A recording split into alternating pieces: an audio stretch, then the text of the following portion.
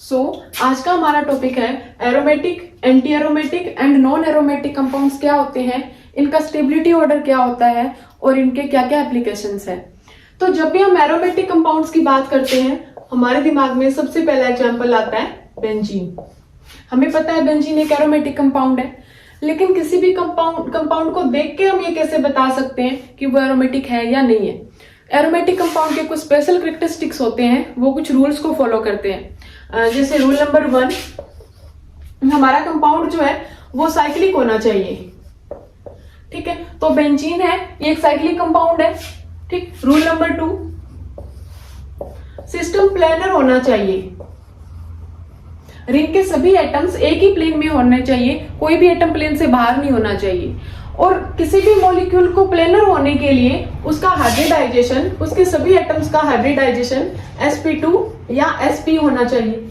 यहाँ पे बेंजीन के सभी कार्बन एटम का हाइब्रिडाइजेशन कैसा है? sp2। ठीक है, यहाँ पे सभी कार्बन एटम sp2 हाइब्रिड है, इसलिए बेंजीन जो एक प्लेनर मॉलिक्यूल है। रूल नंबर 3, कॉन्जुगेशन या delocalisation of pi bonds. Conjugation या डीलोकेलाइजेशन ऑफ पाई बॉन्ड्स। अब देखो कॉन्जुगेशन का क्या मतलब होता है। जब भी किसी सिस्टम में double bond and single bond alternation में हो, ठीक है, तो ये डबल बॉन्ड जो है वो कॉन्जुगेट हो सकते हैं या शिफ्ट हो सकते हैं इस तरीके से, इसे बोलते हैं कॉन्जुगेशन। अब बेंजीन में डबल बॉन्ड्स का कॉन्जुगेशन भी है।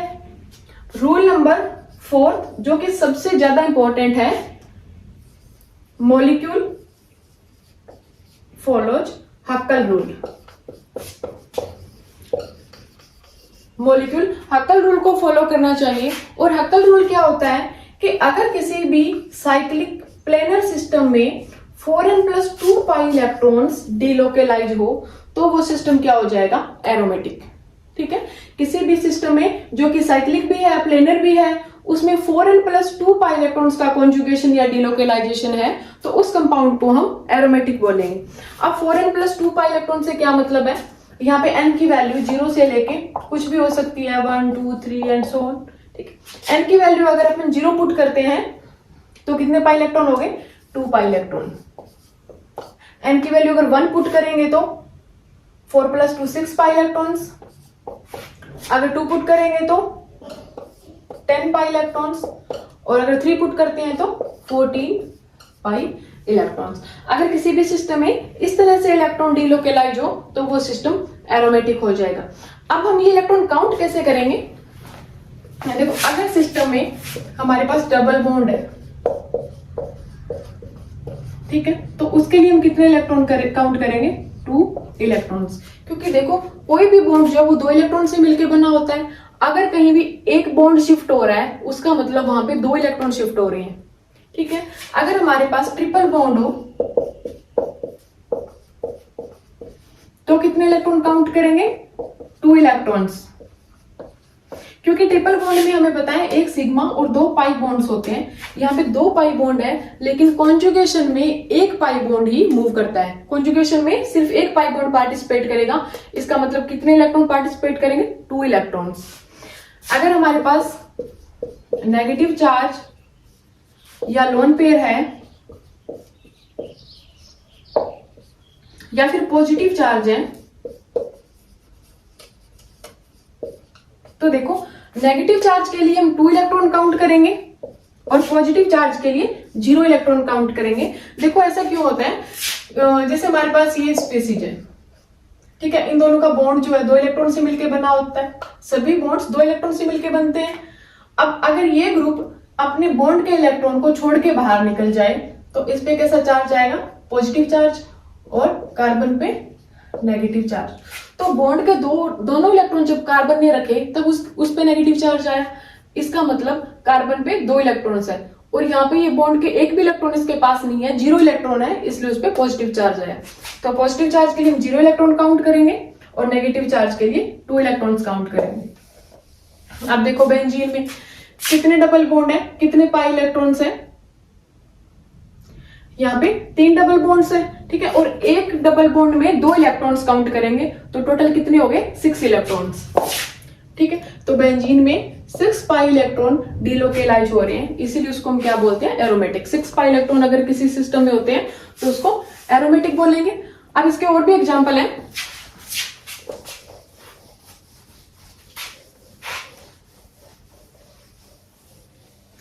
जैसे ये सिस्टम है,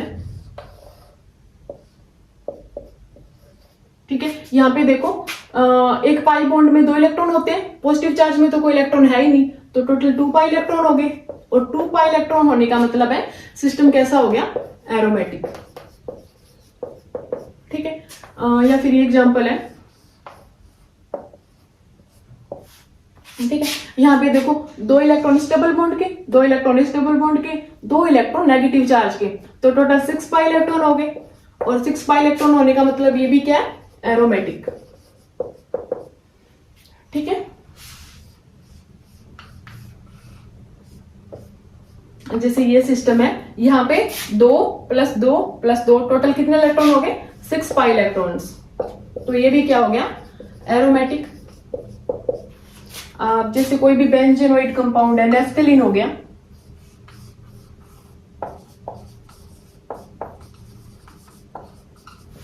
नेफ्थलीन में देखो कितने डबल बॉन्ड्स हैं, 5 डबल बॉन्ड, मीन्स यहाँ पे 10 इलेक्ट्रॉन है, 10 पाई इलेक्ट्रॉन्स डिलोकेलाइज हो रहे हैं, तो ये सिस्टम भी क्या हो जाएगा, एरोमेटिक। ठीक है, नेक्स्ट एग्जांपल, फ्यूरेन। कोई भी हेटेरो एटॉमिक रिंग आप ले सकते हो जिसमें 6 पाई इलेक्ट्रॉन या 2 पाई इलेक्ट्रॉन्स है, जैसे ये फ्यूरेन है। ठीक है, फ्यूरेन में 2 इलेक्ट्रॉन इस बॉन्ड के, 2 इलेक्ट्रॉन इस पाई बॉन्ड के और 2 इलेक्ट्रॉन इस लोन पेयर के। फ्यूरेन में ऑक्सीजन के पास 2 लोन पेयर है, ठीक है, लेकिन डिलोकेलाइजेशन में एक लोन पेयर ही पार्टिसिपेट करेगा। जहां पे भी अगर हमारे पास ट्रिपल बॉन्ड है या 2 लोन पेयर है या फिर एक डबल बॉन्ड एक लोन पेयर है, वहां पे सिर्फ एक डबल बॉन्ड या एक लोन पेयर ही डिलोकेलाइजेशन में पार्टिसिपेट करेगा। तो यहाँ पे टोटल कितने इलेक्ट्रॉन हो गए, 2 + 2 4 और 6 पाई इलेक्ट्रॉन, ये भी क्या हो गया, एरोमेटिक कंपाउंड। ठीक है, पाइरोल,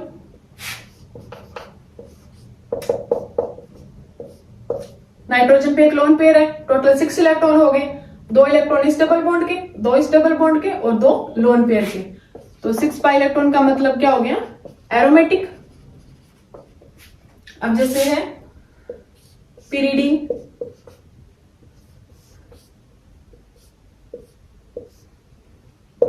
यहाँ पे नाइट्रोजन पे लोन पेयर है, लेकिन डिलोकेलाइजेशन में ये डबल बॉन्ड ही पार्टिसिपेट कर रहा है, 3 डबल बॉन्ड है, इसका मतलब 6 पाई इलेक्ट्रॉन हो गए, ये भी क्या हो गया, एरोमेटिक सिस्टम। ठीक है, अब एरोमेटिक कंपाउंड जो है, इनका सिग्निफिकेंस क्या है कि एरोमेटिक कंपाउंड्स बहुत ही ज्यादा स्टेबल होते हैं। These compounds are highly stable, these compounds are highly stable. इन कंपाउंड की स्टेबिलिटी बहुत ही ज्यादा होती है, तो किसी भी रिएक्शन प्रोसेस में एज इंटरमीडिएट या रिएक्शन प्रोडक्ट के फॉर्म में ये कंपाउंड बनते हैं, तो वो रिएक्शन बहुत ही ज्यादा फेवरेबल हो जाती है। या फिर कोई भी कंपाउंड अगर एरोमेटिसिटी गेन कर सकता है तो वो 100% करेगा, अगर वो कर सकता है तो वो एरोमेटिक फॉर्म में रहेगा।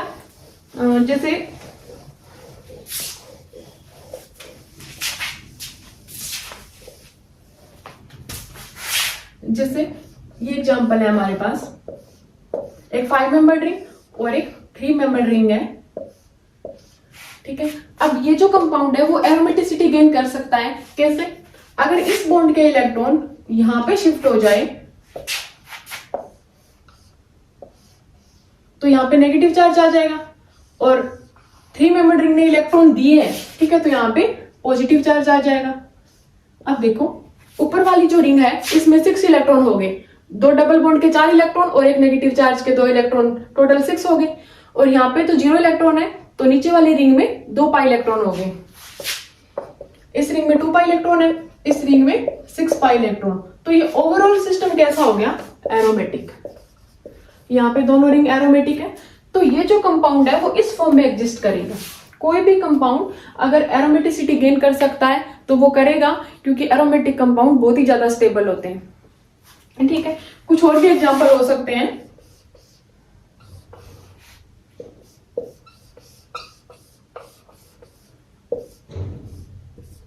जैसे ये है, यहाँ पे ये इलेक्ट्रॉन अगर ऊपर की साइड शिफ्ट हो जाए तो ऊपर वाली रिंग भी एरोमेटिक हो जाएगी, यहाँ पे नेगेटिव चार्ज, और ये 7 मेंबर रिंग भी एरोमेटिक हो जाएगी। यहाँ पे देखो, यहाँ भी 6 पाई इलेक्ट्रॉन्स डीलोकेलाइज हो रहे हैं, यहाँ पे भी 6 पाई इलेक्ट्रॉन डीलोकेलाइज हो रहे हैं, तो ये दोनों रिंग एरोमेटिक है। इसको हम ऐसे भी रिप्रेजेंट कर सकते हैं, ऊपर वाली रिंग में नेगेटिव चार्ज डीलोकेलाइज है और नीचे वाली रिंग में पॉजिटिव चार्ज डीलोकेलाइज है। ये जो रिंग बनी है इसका मतलब है ये नेगेटिव चार्ज पूरी रिंग में घूम रहा है, ठीक है, और यहाँ पे पॉजिटिव चार्ज पूरी रिंग में घूम रहा है रेजोनेंस की वजह से। ये सिस्टम क्या हो जाएगा, एरोमेटिक, ठीक है। जैसे नेक्स्ट एग्जांपल एजुलिन का होता है।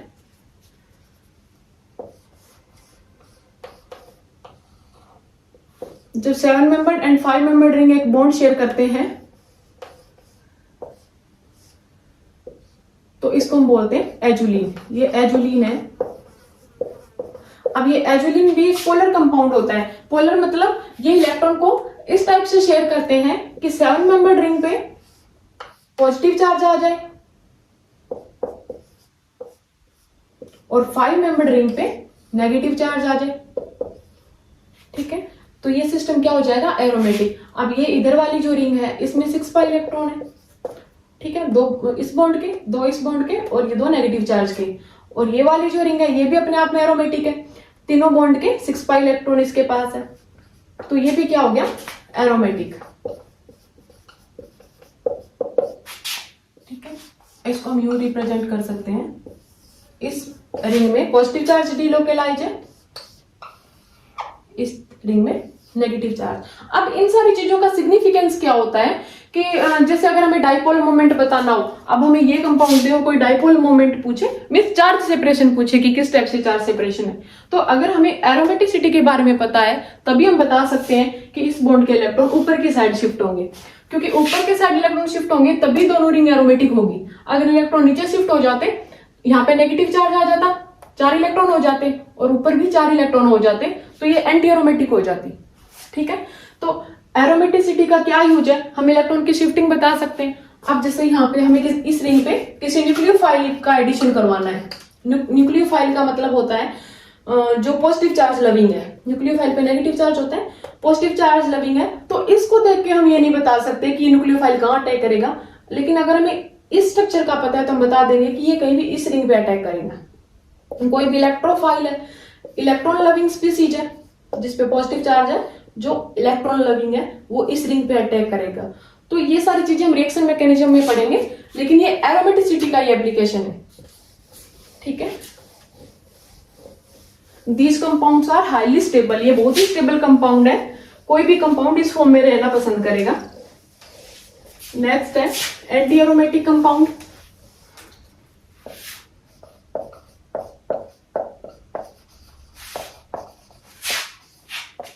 अब एंटी एरोमेटिक कंपाउंड के लिए भी सेम कंडीशन होती है। फर्स्ट कंडीशन, मॉलिक्यूल साइक्लिक होना चाहिए, ये एरोमेटिक के लिए है। सेकंड, मॉलिक्यूल प्लेनर होना चाहिए, ठीक है।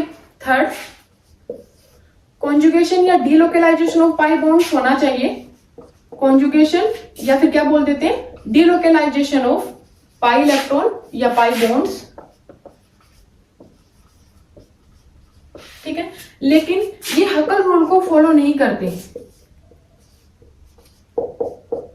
Don't follow हकल rule.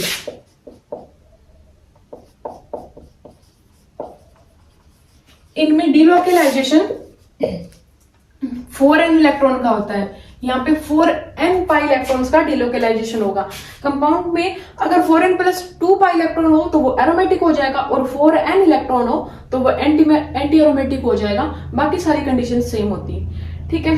अब जैसे यहाँ पे n की वैल्यू 0 तो हो ही नहीं सकती, फिर तो वो 0 इलेक्ट्रॉन हो गए। n की वैल्यू 1, 2, 3 सो कुछ भी हो सकती है। अगर आप n की वैल्यू 1 पुट करोगे तो इलेक्ट्रॉन कितने हो गए, 4 पाई इलेक्ट्रॉन। अगर 2 पुट करोगे तो 8 pi electron, 3 means 12 pi electron, ठीक है।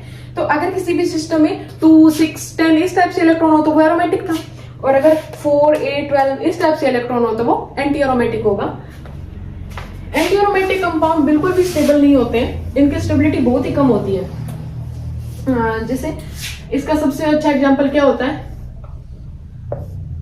साइक्लोब्यूटाडाइइन।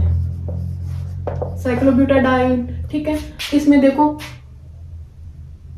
2 इलेक्ट्रॉन स्टेबल बॉन्ड के, 2 इलेक्ट्रॉन स्टेबल बॉन्ड के, टोटल 4 पाई इलेक्ट्रॉन है, ठीक है। स्टेबल बॉन्ड के 2 इलेक्ट्रॉन, 2 इसके 4 पाई इलेक्ट्रॉन, तो ये कैसा हो गया, एंटी एरोमेटिक, ठीक है। अब जैसे इस टाइप से कोई सिस्टम है, यहाँ पे नेगेटिव चार्ज है, अब नेगेटिव चार्ज में भी 2 इलेक्ट्रॉन है, पाई बॉन्ड में भी 2 इलेक्ट्रॉन है, तो टोटल 4 पाई इलेक्ट्रॉन हो गए, ये भी क्या हो गया, एंटी एरोमेटिक, ठीक है। अगर ये सिस्टम हमारे पास यहाँ पे पॉजिटिव चार्ज है, तो टोटल कितने इलेक्ट्रॉन हो गए, 4, ये भी क्या हो गया, एंटी एरोमेटिक, ठीक है। अगर किसी भी 7 मेंबर रिंग पे नेगेटिव चार्ज हो, ठीक है, टोटल कितने इलेक्ट्रॉन हो गए, 6 इलेक्ट्रॉन्स इन 3 पाई बॉन्ड्स के, 2 इलेक्ट्रॉन इस नेगेटिव चार्ज के, तो ये क्या हो गया, 8 पाई इलेक्ट्रॉन्स, ये भी क्या हो गया, एंटी एरोमेटिक, ठीक है। ये कंपाउंड बहुत ही कम स्टेबल होंगे, ठीक है, ये अपनी एंटी एरोमेटिसिटी को लूज करना चाहेंगे हमेशा। जैसे साइक्लोब्यूटाडाइन है, ये इस कॉन्जुगेशन को कम करने के लिए या खत्म करने के लिए ये क्या करेगा, इस शेप में रहना है, इस शेप में एग्जिस्ट करेगा, क्या बोलते हैं इसको, रेक्टेंगुलर शेप, ठीक है। ये इस शेप में एग्जिस्ट करेगा या फिर ये डायमर बना लेगा। कहने का मतलब है कि एरोमेटिक कंपाउंड बहुत ही ज्यादा स्टेबल होते हैं, वैसे ही एंटी एरोमेटिक कंपाउंड बहुत ही कम स्टेबल होते हैं, ये इस फॉर्म में रहना ही नहीं पसंद करते। अगर किसी भी रिएक्शन में एज इंटरमीडिएट या प्रोडक्ट ये कंपाउंड बन रहे होंगे, तो वो रिएक्शन फेवरेबल नहीं होगी, वो रिएक्शन नहीं होगी, फिर वो प्रोडक्ट नहीं बन रहा, आप कुछ और पॉसिबिलिटी चेक करोगे, ठीक है।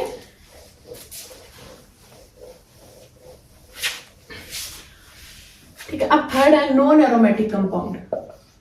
नॉन एरोमेटिक कंपाउंड क्या होते हैं, जो कंपाउंड एरोमेटिक या एंटी एरोमेटिक नहीं हो सकते, वो नॉन एरोमेटिक हो जाते हैं। तो इसके लिए क्या कंडीशन होगी, देखो एरोमेटिक कंपाउंड साइक्लिक होंगे, प्लेनर होंगे या कॉन्जुगेशन होंगे, उन सारी कंडीशन को अगर हम डिस्टर्ब कर दें तो कंपाउंड क्या हो जाएगा, नॉन एरोमेटिक। जैसे फर्स्ट हमारी कंडीशन थी कि कंपाउंड साइक्लिक होना चाहिए, तो नॉन एरोमेटिसिटी के लिए नॉन साइक्लिक कंपाउंड ले लो। सभी non cyclic compound non aromatic होते हैं। जैसे ये कंपाउंड है, ना ये एरोमेटिक है ना ये एंटी एरोमेटिक है, ये क्या हो गए, नॉन एरोमेटिक। दूसरा, अगर कंपाउंड आपके पास साइक्लिक है तो आप उसमें नंबर ऑफ इलेक्ट्रॉन 4n+2 या 4n मत रहने दो, कोई भी ओड इलेक्ट्रॉनिक स्पीसीज ले लो। ओड मतलब जो भी आपके पास इलेक्ट्रॉन है वो 4n का मल्टीपल नहीं हो, ठीक है। ओड इलेक्ट्रॉनिक या फिर इनको हम फ्री रेडिकल से भी बोल देते हैं, रिएक्शन इंटरमीडिएट्स में हम ये पढ़ेंगे, ठीक है। अब ये ओड इलेक्ट्रॉनिक स्पीसीज है, यहाँ पे टोटल इलेक्ट्रॉन कितने हो गए, 2 इलेक्ट्रॉन स्टेबल बॉन्ड के, 2 इसके 4, और ये 1 इलेक्ट्रॉन है, मतलब 5 इलेक्ट्रॉन। अब 5 इलेक्ट्रॉन ना तो 4n होते ना 4n+2 होते, ठीक है। यहाँ पे कितने इलेक्ट्रॉन है, 5 इलेक्ट्रॉन, ठीक है। तो ये नॉन एरोमेटिक हो जाएगा। जैसे आप ये ले लो, यहाँ पे 2 इलेक्ट्रॉन इसके और 1 ये ओड इलेक्ट्रॉनिक स्पीसीज का इलेक्ट्रॉन, तो यहाँ पे टोटल 3 इलेक्ट्रॉन होंगे। अब ये भी नॉन एरोमेटिक हो जाएगा। 3, आप कॉन्जुगेशन को डिस्टर्ब कर दो, ठीक है, एब्सेंस ऑफ कॉन्जुगेशन।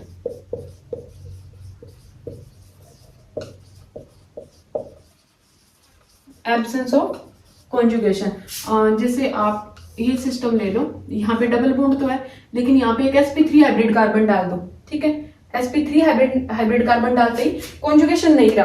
कॉन्जुगेशन कैसे डिस्टर्ब हो गया, कॉन्जुगेशन या इलेक्ट्रॉन्स के डीलोकेलाइजेशन होने के लिए डबल बॉन्ड और सिंगल बॉन्ड अल्टरनेशन में होने चाहिए, मतलब एक डबल बॉन्ड एक सिंगल, एक डबल एक सिंगल। यहाँ पे देखो एक डबल बॉन्ड आया, फिर 2 सिंगल बॉन्ड आ गए, ठीक है। तो यहाँ पे कॉन्जुगेशन डिस्टर्ब हो गया, तो ये क्या हो जाएगा, नॉन एरोमेटिक।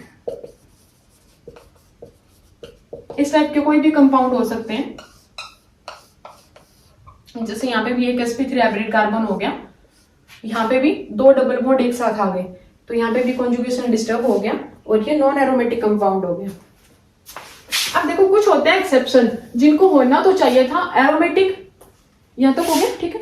अब कुछ कंपाउंड उनको होना तो चाहिए था एरोमेटिक या एंटी एरोमेटिक, लेकिन वो एक्सेप्शन होते हैं और नॉन एरोमेटिक की तरह बिहेव करते हैं। जैसे फर्स्ट एग्जांपल है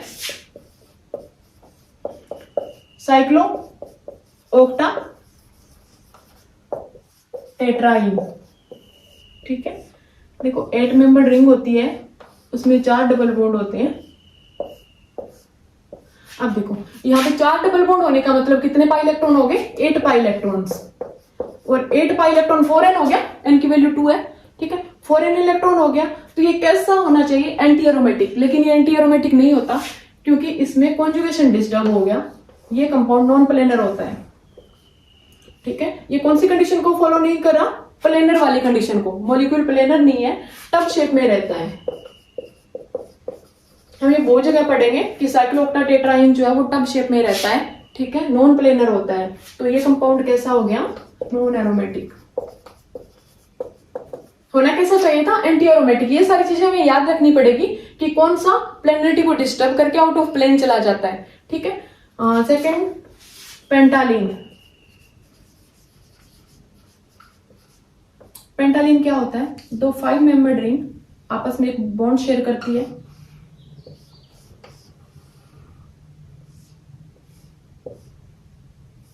ठीक है। यहाँ पे देखो कितने पाई बॉन्ड्स हैं, 4 पाई बॉन्ड है, ठीक है। तो 8 पाई इलेक्ट्रॉन हो गए इसमें टोटल। होना क्या चाहिए था, एंटी एरोमेटिक, लेकिन ये नॉन प्लेनर होता है और क्या हो जाएगा, नॉन एरोमेटिक।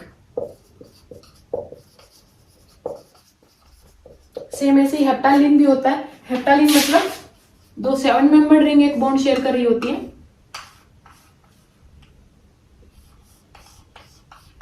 ये तो 7 मेंबर रिंग हो गई, ठीक है। अभी देखो साइक्लिक भी है, प्लेनर साइक्लिक भी है और कॉन्जुगेशन भी है इलेक्ट्रॉन का, लेकिन ये नॉन प्लेनर होता है, तो कॉन्जुगेशन में क्या आ जाता है, डिस्टर्बेंस, ठीक है। टोटल इलेक्ट्रॉन कितने हो गए, 12 पाई इलेक्ट्रॉन, और ये भी क्या हो जाएगा, नॉन एरोमेटिक। ये सब एग्जांपल नॉन प्लेनर के और नॉन एरोमेटिक के हैं, ठीक है। अब जैसे नेक्स्ट एग्जांपल,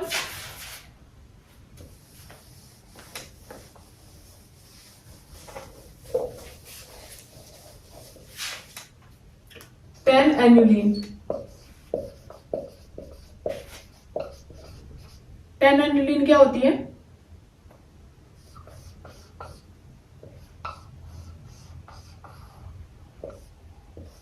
ये 10 एन्युलिन है, इसमें 5 डबल बॉन्ड है, तो टोटल कितने इलेक्ट्रॉन हो गए, 10 पाई इलेक्ट्रॉन।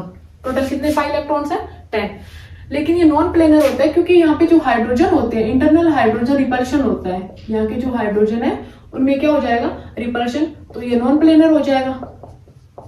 और ये नॉन प्लेनर क्यों होता है, because of internal hydrogen repulsion, तो ये भी क्या हो जाएगा, नॉन एरोमेटिक, ठीक है। ऐसे ही 10 के साथ ही 12 एनुलिन भी, ये भी क्या हो जाएगा, नॉन प्लेनर।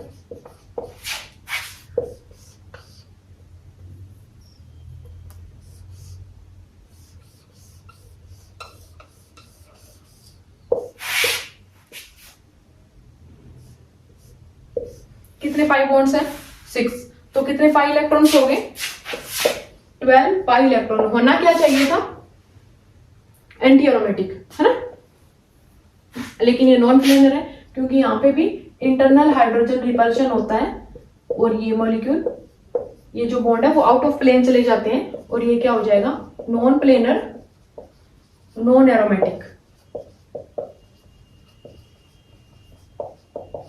ठीक है।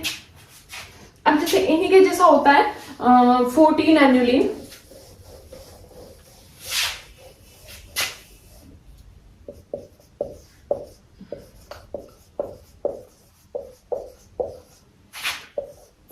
एनुलिन की स्ट्रक्चर ये होती है,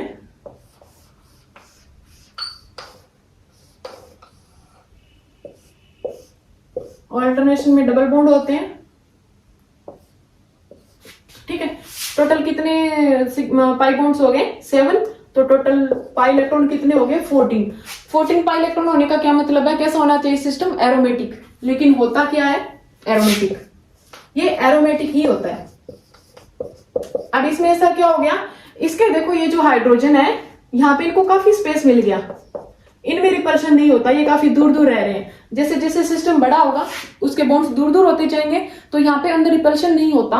रिपल्शन ना होने की वजह से ये प्लेनर ही रहता है और ये क्या हो जाएगा, एरोमेटिक। तो याद रखने के लिए जो एक्सेप्शनल केस है वो कौन कौन से हैं, साइक्लोक्टाटेट्राइन, पेंटालीन, हेप्टालीन, 10 and 12 एनुलिन। ये कोई एक्सेप्शन नहीं है, 14 इलेक्ट्रॉन है, एरोमेटिक होना चाहिए, एरोमेटिक ही है, ठीक है, क्योंकि ये क्या है, प्लेनर मॉलिक्यूल है,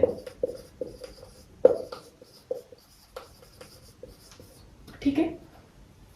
अब देखो अगर हम इन सभी की स्टेबिलिटी की बात करें, ये तो था इंट्रोडक्शन कि ये होते क्या है। अब इंपॉर्टेंट क्या होता है, इनकी स्टेबिलिटी का ऑर्डर।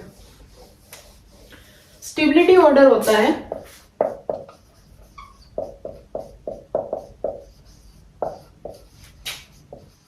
सबसे ज्यादा स्टेबल हमें पता है कौन से कंपाउंड होंगे, एरोमेटिक,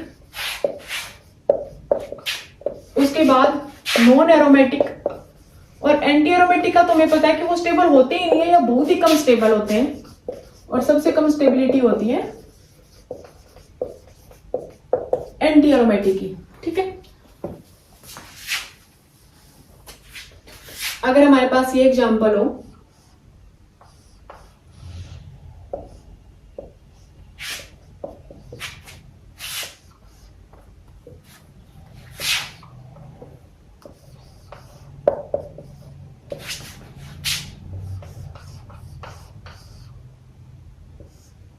और कोई हमसे पूछे कि कौन सा कार्बोकेटाइन ज्यादा स्टेबल है, कौन सा पॉजिटिव चार्ज ज्यादा स्टेबल है, तो यहाँ पे देखो कितने पाई इलेक्ट्रॉन है, पॉजिटिव चार्ज में तो 0 इलेक्ट्रॉन है, यहाँ पे 2 पाई बॉन्ड है, तो टोटल 4 पाई इलेक्ट्रॉन्स हो गए, यहाँ पे एक ही है तो 2 पाई इलेक्ट्रॉन है, और यहाँ पे तो कोई कॉन्जुगेशन है ही नहीं, तो ये क्या हो जाएगा, नॉन एरोमेटिक, ठीक है। 2 पाई इलेक्ट्रॉन होने का मतलब एरोमेटिक, 4 पाई इलेक्ट्रॉन मतलब नॉन एरोमेटिक, एंटी एरोमेटिक,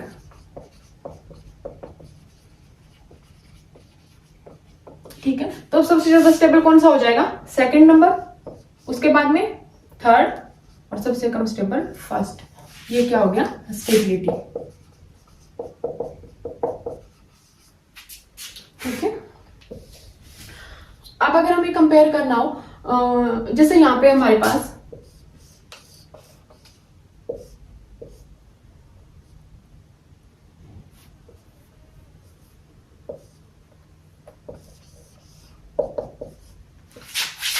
ये तीनों एग्जांपल अपन सेम ही रखते हैं,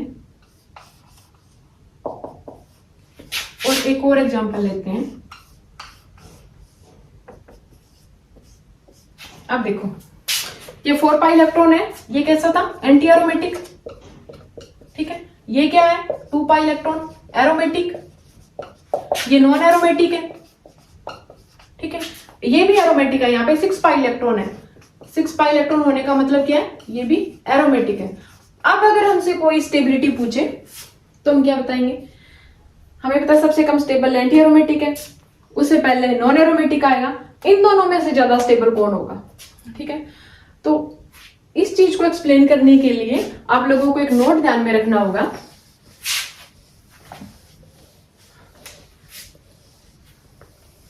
पहले समझो फिर हम नोट करते हैं।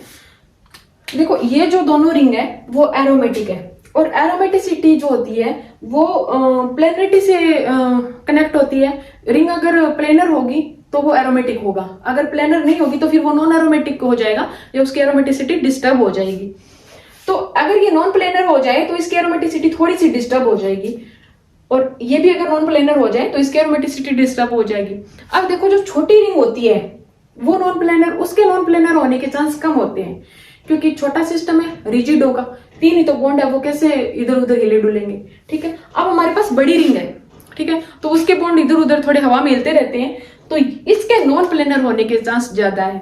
और अगर नॉन प्लेनर थोड़ा सा भी होगा तो एरोमेटिसिटी थोड़ी डिस्टर्ब होगी, तो ये कम एरोमेटिक हो गया इसके कंपैरिजन में, ठीक है। अगर हमें 2 एरोमेटिक कंपाउंड की स्टेबिलिटी का कंपैरिजन करना हो तो जो छोटे वाली रिंग होती है वो ज्यादा एरोमेटिक होती है। क्यों? क्योंकि उसकी प्लेनरिटी डिस्टर्ब नहीं होती, वो रिजिड होती है, और बड़ी रिंग जो है उसकी प्लेनरिटी डिस्टर्ब होती रहती है और वो थोड़ा नॉन प्लेनरिटी की तरफ मूव कर जाएगा। तो एरोमेटिक जो रिंग है, aromatic compound moves towards planarity. Aromatic compound aromatic ही रहना चाहेंगे तो वो प्लेनरिटी की तरफ मूव करना चाहेंगे, और स्मॉलर रिंग जो होती है, smaller rings easily moves towards planarity।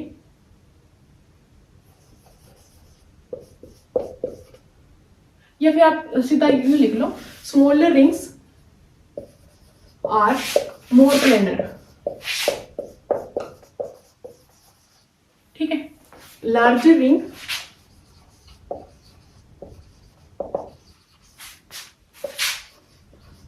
Larger rings are less planar. क्योंकि रिंग बड़ी है, स्ट्रक्चर थोड़ी हिलती डुलती रहेगी तो उनकी प्लेनरिटी कम हो जाएगी, तो वो लेस एरोमेटिक हो जाएगी। लेस प्लेनर होने का मतलब less aromatic, less planar, less aromatic.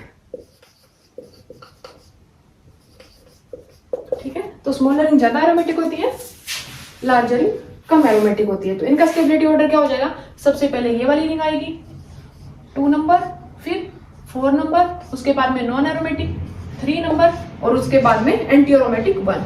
ये इनका स्टेबिलिटी ऑर्डर हो जाएगा। ये क्या है? इनकी स्टेबिलिटी। ठीक है, ये same concept anti aromatic ring में भी होगा।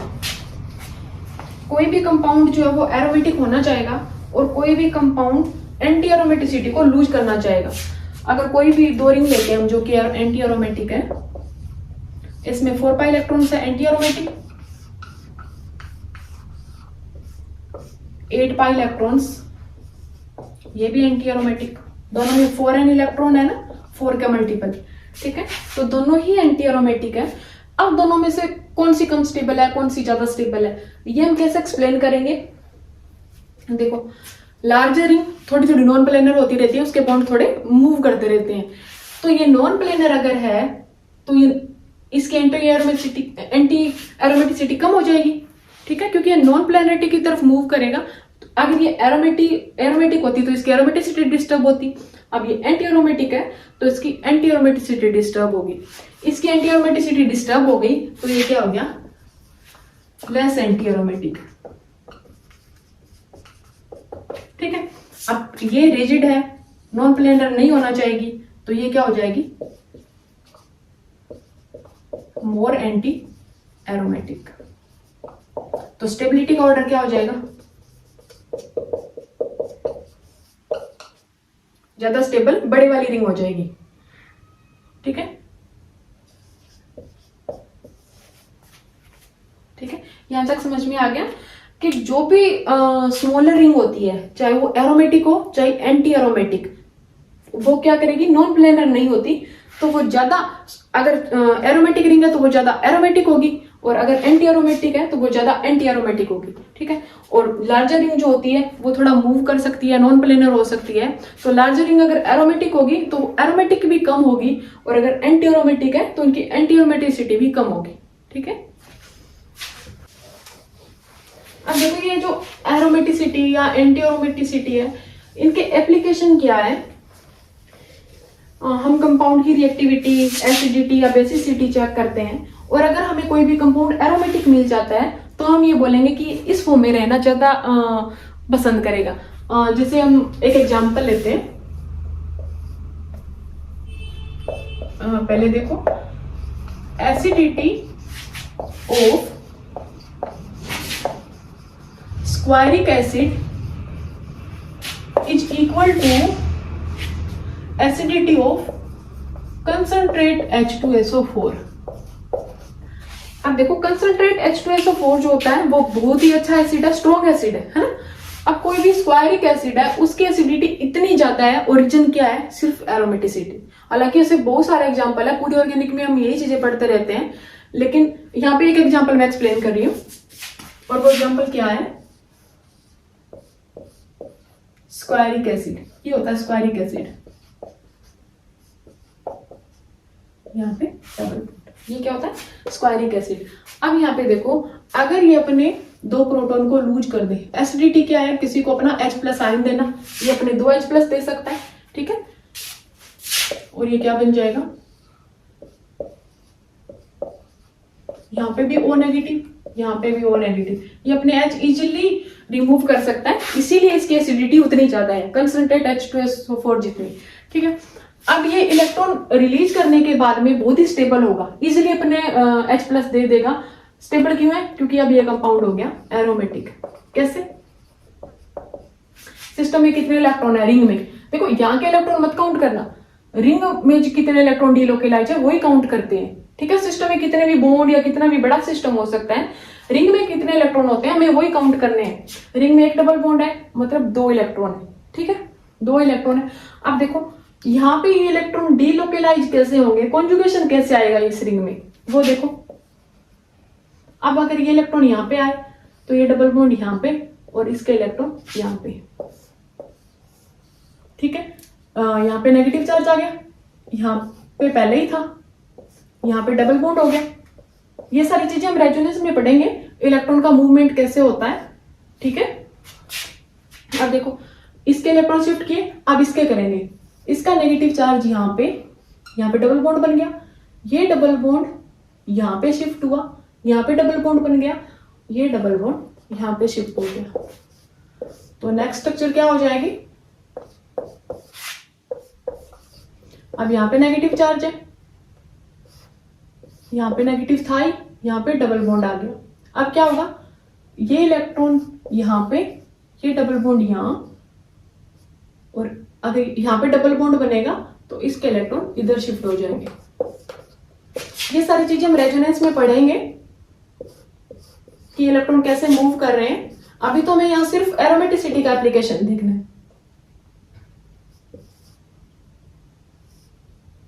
यहाँ पे नेगेटिव, अब क्या होगा, ये इलेक्ट्रॉन यहाँ पे, ये डबल बॉन्ड वापिस यहाँ, और ये यहाँ पे, सेम वही स्ट्रक्चर बन जाएगी जो पहली थी।